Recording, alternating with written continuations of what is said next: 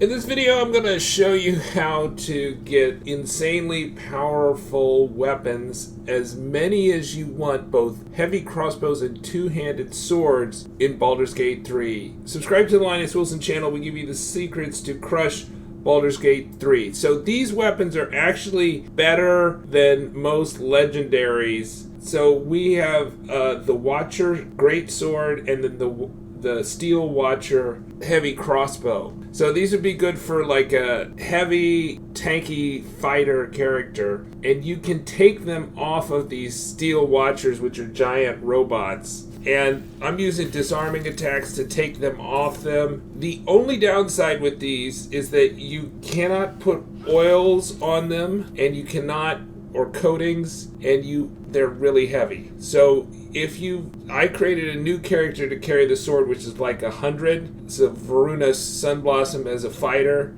and that sword is probably the highest damage sword, repeatedly, as opposed to like a one-time hit, such as the Blood Money Strike with the Twist of Fortune Morningstar on somebody that has a lot of coin on them. But it does 8 to 41 base damage, and then my level 11 fighter, who's very strong, I think 20 strength, gets plus 11 for that. And then the crossbow is even better.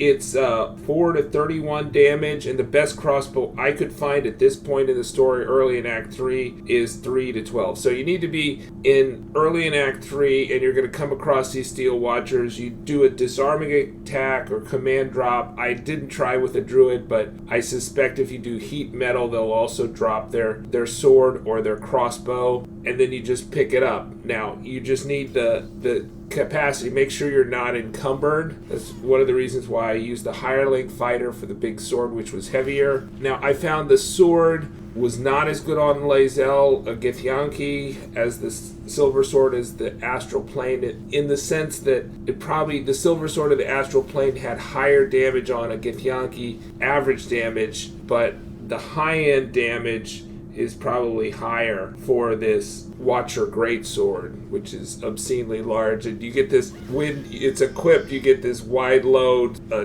red rectangle, which follows your character around. But it's very effective, does a ton of damage, and a fighter can definitely use it, even though it doesn't say they can. So how do you get to use this? You need to have another weapon equipped, and you put that one of those very heavy weapons, either the sword or the crossbow, in your inventory, and then drag that weapon over the Watcher greatsword or the Watcher crossbow, and then it's going to switch spaces, right? So when you drag something over that, it switches slots. So it goes from your inventory to the active slot, and that's how you get it on. You can't actually put it straight on, and that's the glitch, right? And I want to thank Proxy Gate Tactician for showing me this weapons glitch. Link to that in the video, and also how if you're in Act 1, how you can get a club. I've also been told there's